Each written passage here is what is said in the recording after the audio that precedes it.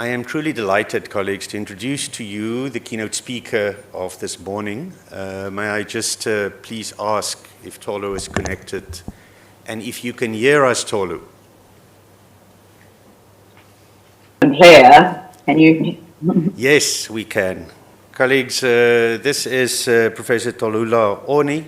Allow me to provide a slightly more formal introduction of our keynote speaker today. Tolu is Clinical Professor of Global Public Health and Sustainable Urban Development at the University of Cambridge and founder CEO of UrbanBetter. She's Extraordinary Professor and Chair at Innovation Africa at UP, at University of Pretoria, and Honorary Professor in Public Health at the University of Cape Town. She completed her medical training at the University College London, a master's degree in public health at University of Cape Town, and a doctorate in epidemiology from Imperial College London. She has been profiled in many extraordinary journals, is a 2019 World Economic Forum Young Global Leader, a Fellow of the International Science Council and the African Academy of Sciences, past co-chair of the Global Young Academy, and also of the South African Young Academy of Science, where I'm very pleased, all of you remember, where we met for the first time. So not so young anymore, but we were young once. She was a 2015 Next Einstein Forum Fellow and a 2020 Next Generation Foresight Practitioner Fellow. Her global practice is grounded in science-informed, Africa-led participatory approaches to generating new knowledge that supports partnerships between science, policy, and societal role players. She's passionate about identifying creative strategies to address complex urban population and planetary health challenges in rapidly growing cities globally. Colleagues, it's really our extraordinary pleasure to welcome Tolu to this African Young Scientist and Graduate Conference. We look forward to your remarks. Tolu, thank you very much. Thank you very much, Professor Strudel, and it's an honor and privilege to be here. I'd like to first start off by acknowledging the Vice Chancellor of the University of Mpumalanga, Professor Dr. Kiso. Thank you for hosting this, and I'd also like to recognize the organizing partners of the conference and say, as the previous speakers did, all of the protocols duly observed.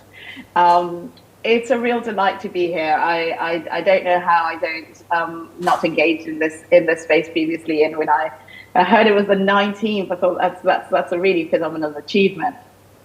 So I'm just going to share somewhat of the cuff remarks with you a little bit today. I'll talk a little bit about my journey as a researcher and how I have applied my research and training in different spaces. I'll reflect a little bit on the opportunities that have emerged and a little bit on what the opportunity is for, I think, from my perspective, for the continent and the roles for early career researchers, but also universities and funders alike.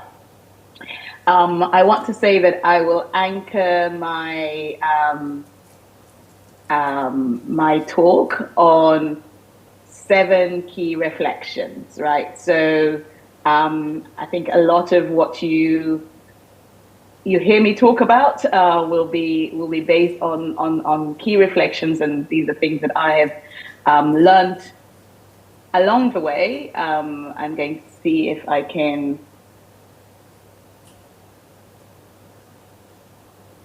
I'm just going to show you this for a second, and then I'm a visual learner, so I just wanted to show you what my reflections will be on. So try and commit this to memory, because different aspects of my narrative will focus on these key reflections.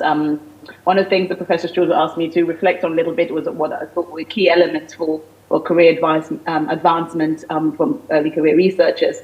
And I'm not going to focus on the technical, because obviously you come from different disciplines, but these are 7 key things that I, in my journey, have have come to appreciate the importance of embracing uncertainty, of finding community, of pivoting and questioning often, of knowing and learning how to navigate the landscape within which you want to operate and make impact on, striving for coherence and convergence in the work that you do, really critically embracing of serendipity and learning and using new skills. So try and listen out for how I touch on those points over the course of the next few minutes. So how have I got here? So thank you, Aldo, for the kind introduction. I'm medically trained, so I'm a physician, and I did not intend on becoming an academic, and I still sometimes weirdly feel weird about that. And it's like, oh, is that I don't recognize it as someone. And it just really came about embracing serendipity a little bit and through finding community. So I completed my medical practice, and I always wanted to do, I thought pediatrics and I thought infectious diseases, and I was working actually in HIV in London with the NHS, and I really got interested in research from my undergraduate days when I was in medical school, because I did a kind of international health course, and that was my first exposure to research, and I really got to understand the power of getting behind the issue and really getting to understand what the issue was. Incidentally, my research then was on access to antiretroviral therapy. So this was in 2000 when, this is going to sound a little bit ridiculous, but the head of the USAID then said, we'd love to provide antiretroviral therapy for globally, but, in the third world, they don't have watches, so they can't tell the time, and they can't take antiretroviral treatment, which sounds absolutely ludicrous as it is. So at the time, Médecins Sans Frontières was providing the antiretroviral therapy in different countries across the world, including in South Africa. So my research then was looking at adherence, and spoiler alert, of course, people have long-standing ways of telling time and taking medication. So obviously, and the rest, as I say, is history, because of course now access to antiretroviral therapy is much more accessible. But that's where I got the research bug, and I actually ended up in Cape Town doing research for what I thought was going to be 12 months and ended up being 12 years.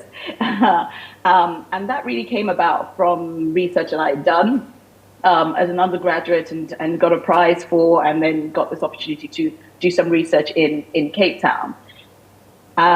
Embracing serendipity, I was working as a researcher there and speaking to somebody who ended up becoming my PhD supervisor. I was speaking to him because I wanted to get a lift, because I didn't have a car. And as I was talking to him, he said, we've got this job that's coming up. You should apply for it because you seem like a good fit. But it's for 3 years. And I thought, well, okay, well, I was supposed to be here a year, but let's just go with it. And then in 20 minutes, I had my 5 years mapped out. He said, oh, have you thought about doing a PhD? I'm like, oh, God, no. I just wanted to do research for a year and then go back to medicine. But anyway, that's how I ended up doing a PhD. And he said, oh, you're interested in public health. Do you know UCT has got a really good master's in public health? Like, no, I didn't. So I ended up doing my MPH at UCT and my doctorate at Imperial with him. And then that's kind of how it started, right? So at the time, speaking of embracing uncertainty, I wasn't sure where it was going to go. And it was a stressful time because I didn't get funding I tried and didn't get funding for my PhD. By the way, I didn't get the first 3 grants I applied to postdoctorally either. And so as a result, I was working full time. I was doing my PhD full time, and I was doing my master's full time. And I was specializing in public health with the Western Cape government full time. So this was not a choice. I just didn't get funding. So don't let any failures in that regard discourage you.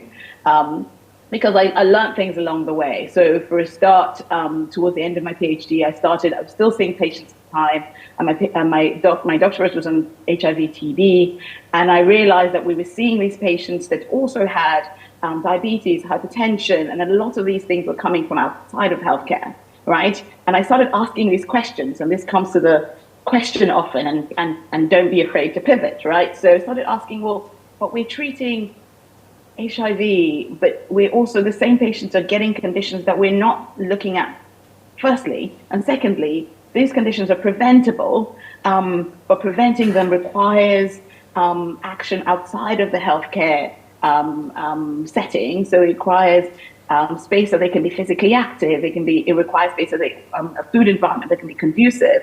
And started realizing, well, who's responsible for that? Well, it's urban planning, it's transport, it's, people that are not in health. And so that's how I pivoted into urban health. And that birthed a whole new series of failures. So pivoting, you're not allowed to pivot, right? So I set up, I moved to the School of Public Health at UCT, and then set up an urban health research group, but then struggled to get funding in that space because everyone says, well, you do HIV/TB. What is this about this urban health thing? What are you doing about transport? What are you doing about urban planning? This is not your track record. I was so spectacular in my failure that I wrote a Nature commentary about, and you can look that up, around the importance of letting early career researchers pivot, because that's how frustrated I was by the comments I was getting. And so I think that speaks to some of the constraints when you're pursuing impact and pursuing a question and wanting to pivot and update your skills, but sometimes faced with institutional barriers. I embraced it anyway, and so I like to say, by the way, that I go through every 5 years or so this, what I call epochs of disillusionment with academia, because I wonder, I'm here for impact. If my research is not having impact, what am I doing here? And it's a little bit of a professional existential crisis that I've now come to expect and embrace, because that helps me think about, well, how do I pivot rather than leave? How do I pivot the work that I do? How do I look for atypical partners? How do I look for opportunities that allow me to continue to lean towards the impact? And so I put my hand up to every opportunity aligned that was atypical in that space. I organized the first, or led the first urban health research group at UCT. And through that, I got involved in a global partnership. And so the point I want to make there is that importance of the networks that you make and the global partnerships. So I got involved in a global partnership consortium, including other universities on the continent and in the Caribbean and in India and in the UK, including Cambridge.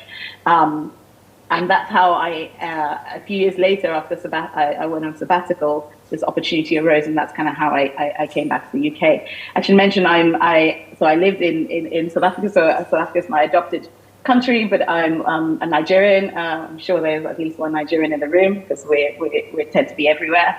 And I grew up in the UK. So there's all of these global engagements and experiences are advantages, but it does mean sometimes that you fall through the cracks, right? And you don't belong anywhere. And actually, there's a space of opportunity in that. I should say, on the notion of embracing serendipity, one of the lessons that I didn't put on that slide I shared with you is the importance of not being afraid to reach out to people that you identify that do incredible work. So when I was about halfway through my spectacular postdoctoral failures, I was applying for a grant in an area where the group I was in wasn't strong, so I needed to find a mentor. And I just looked through my reference list, people that I usually cite. I found a name that commonly repeated. I Googled him and I sent an email to say, hi, can you be my mentor on this grant? And he didn't respond, and I waited a few weeks, and I Googled again and found a telephone number. and he was in the UK, and I called the telephone number, and they said, oh no, he left a few years ago. He's now somewhere in the Caribbean. So then I Googled that, and I found him, and I sent him an email, and he responded. And then we chatted, and he agreed to do it. I didn't get that grant, but that mentorship was really critical for me. It's how I ended up with a position back in that global partnership. He was the one that invited me. So again, that just don't be. I'm so blown away by how receptive random people are to people like me, just calling them out of the blue. So don't be afraid to do that. I think under the define your community, really critical. One of the things that I didn't mention as a cross-cutting feature in this journey was the importance of community. Professor Struble alluded to it. The fact that I'm standing here in front of you today is because of that, because we met through the South African Young Academy of Science, the Global Young Academy, the World Economic Forum Young Scientists. The list goes on, but really important to find those people because you commiserate with each other, you encourage each other, you support and build each other, and this community are really the foundation of my partnerships today. So it's really fantastic to see this sort of initiative happening. I really want to, and I think one of the previous speakers mentioned it, it's so critical. You might be here to present your work, you might be here because your abstract was accepted, etc. But what is not spoken about is the person, if you look to your left and you look to your right, these people are the people that will come with you, right? That years later will form the basis of your partnerships and collaborations going forward. So that's a little bit of my journey. Now, in reflecting on opportunities and strategic opportunities for early career researchers, it's challenging. We live in a very fast-moving world. The goalposts are constantly shifting, but I think it's really critical that programs like this are undervalued. So technical skills are absolutely necessary, so know your trade, but not sufficient, because the goalposts are moving so quickly that whatever it is that you learn in your master's, in your PhD, even your postdoc, I'm telling you, the skills I use and the methods I use in my research today didn't have a clue about it in my PhD, certainly not in my post. I've just had to relearn and pick it up along the way, and look for new partnerships to supplement where I can pick that up. So I think the transferable skills are as important, but often overlooked. And I want to highlight two particular transferable skills. One is the importance of skills related to transdisciplinarity and knowledge co-production. So now we talk about pathways to impact. Every research has to be impactful, but all too often the skills on how to engage with these societally relevant actors, whether that's in the community or with policy actors, are implicit, right? We just assume you write a policy brief, and I saw from the pre-conference yesterday, it was great to see that you've had this training on science communication and policy briefs, but I'm just going to maybe burst the bubble a little bit. Sitting in your ivory tower and doing your research and writing a policy brief and emailing it is not going to be impactful, right? Nobody's going to read your policy brief if that's all you do, right? But instead, the skills for engaging with the society relevant actors across the whole life cycle of research is something that we don't emphasize sufficiently, or we assume that you just have to be extroverted or you just have to figure out a way to pick it up. But there are methods and approaches to that, and that's really one a skill set that is absolutely critical. And I think the second transferable skill set that's really important is around futures, right? And foresight skills and anticipation. Particularly when you're dealing with, I work at the interface of health and climate and cities. So you can imagine I'm focused on cities across the African continent. So real complexity. You know, we're dealing with lots of different sectors, really fast moving, looking down and dealing with the present, you're never going to catch up. So the skills of anticipation, the skills of strategic foresight are really, and that is from the early career researchers, that's on the policy makers, that's on the multilateral. This is going to be, I believe, even more critical in the world we live in today. And maybe the reason why is because when we're thinking about addressing issues that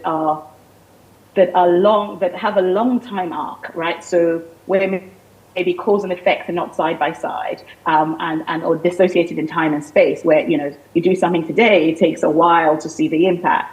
We have to be able to, in order to achieve the coherence and convergence, which is one of the points that I mentioned, we have to be able to map out that future and work back to look at what it is that we need to be doing now and what questions we need to be asking now to move us in that direction.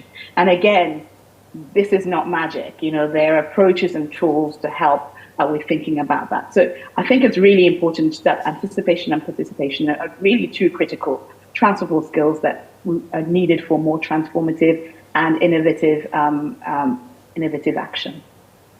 I think my final thoughts are around thinking about the potential for, what role the universities, what role funders, what role support organizations play in driving and enabling this kind of work. So just a little bit of a reflection on that. It feels like we're going through very tumultuous times, right? Lots of societal disruption, lots of uncertainty, whether it's geopolitically, whether it's environmentally, whether it is, the statistics earlier around high levels of unemployment. And I want to quote, it was an Italian Marxist philosopher, Antonio Gramsci, who is a well-known quote from him that says, "The old world is dying, and the new world struggles to be born. Now is a time of monsters." And I know it feels that way, but I want to update that a little bit and say, actually, these times of societal disruption offers an opportunity for action and to realignment of purpose, whether it's individually or organizationally. I think it's a time for it becomes a time for monsters if that collective social imagination on transformational systems does not put into gear. And I don't believe it necessarily is a time for monsters. I think it's an incredible opportunity and moment to align and reimagine different futures that we desire, and to ensure that these transformational changes result in commitment from the public, from the private, from the natural sectors, because those are the things that need to be set in motion today. So, for example, the African Union has this Agenda 2063, the Africa we want, which is 2063 sounds like a future, but you know what, 2025 used to sound like very futuristic.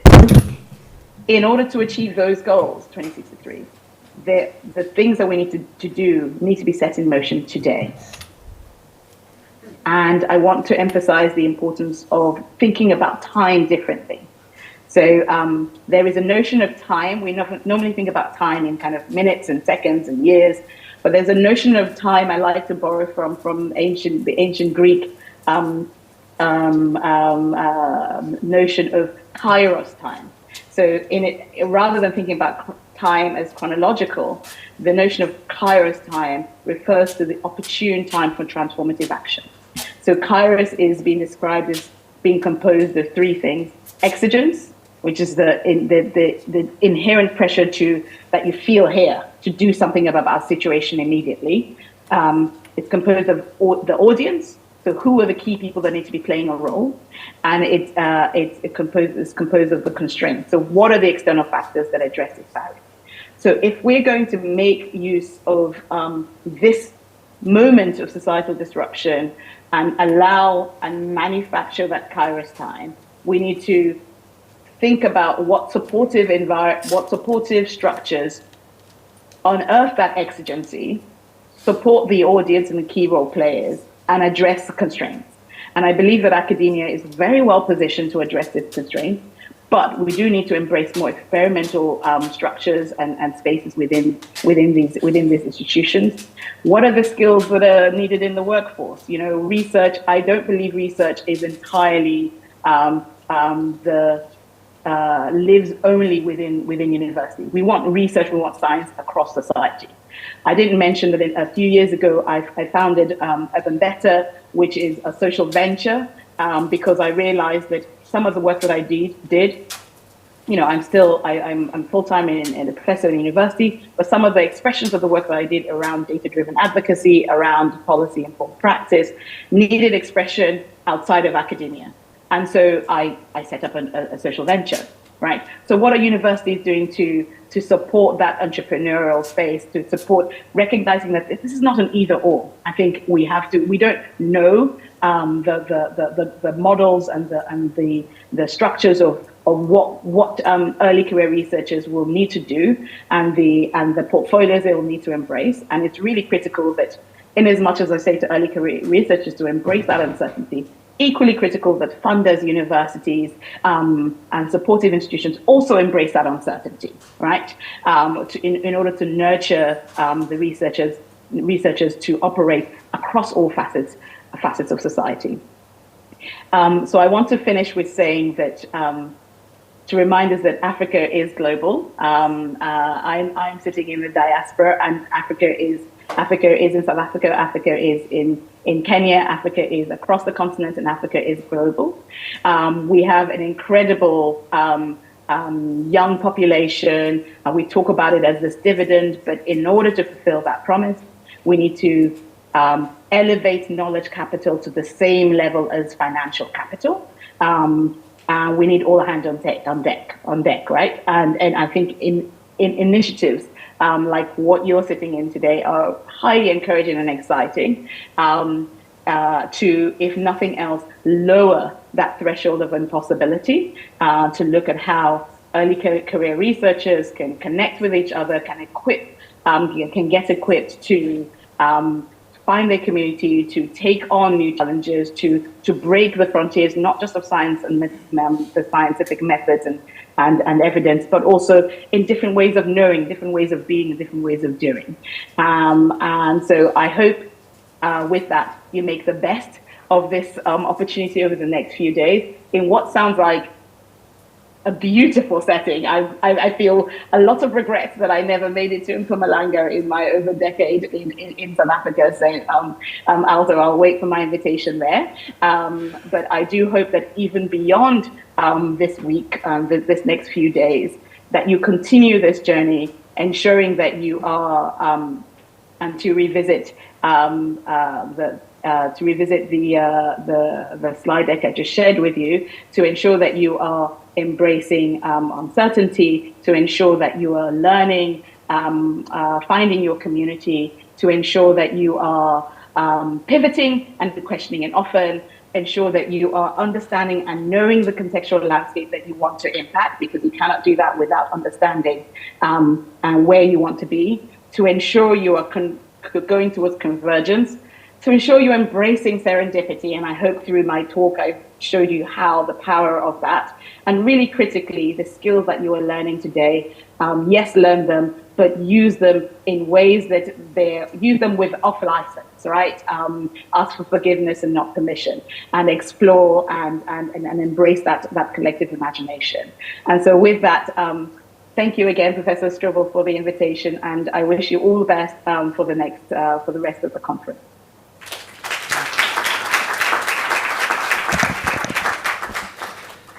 Tolo, I'm not sure if you've seen, but you literally brought down the house with your remarks. We cannot thank you enough for your insight and to so honestly share your experience. I am very pleased about the 7 perspectives or dimensions that you brought.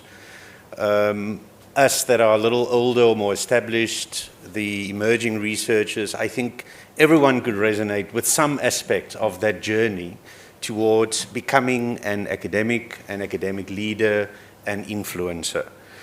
I'm very pleased that you emphasize the fact that this journey is non-linear. And it's the first time, actually, that I see this in this perspective and can resonate with that experience that you've brought.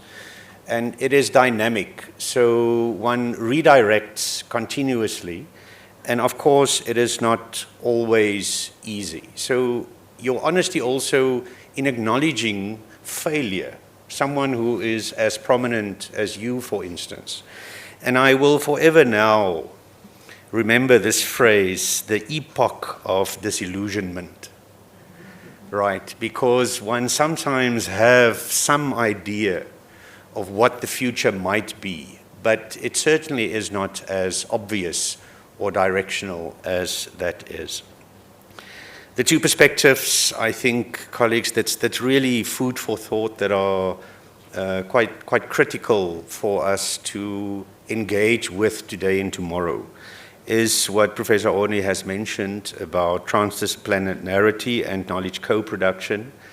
The notion of impact is very high on the agenda and prominent, not only in South Africa currently, globally, I might say. And certainly, how do we navigate around that, not only in repositioning our own work and the research that we do or the impact that we see, but to discuss the idea of what impact is and what the so-called policy uptake process is. And secondly, the notion of futures and foresight, which links very well with the call actually that you've made on what institutional perspectives should be and how that realignment must be there continuously. Because it is not business as usual in any sense. And there is really an urgency to be engaged, to have impact, to provide opportunities. There was also the stark reality of this morning that Ms. Chauba provided in what is our reality in this country, in any other country, in terms of unemployment, inequity. And what do we do about that? But also, what is the advantage that we have in having opportunities, in creating further opportunities for ourselves? So you might have heard during the course of the morning, Tolu, that where we find ourselves currently is the ultimate destination, and it is the place to be. So we cannot wait to invite you here, and that is a standing invitation. We really want to thank you. I think it's been really inspirational, and really, again, that honesty that you brought for us to be able to see that this is not linear. There will always be challenges, but everyone strives. Would you like to make a final comment?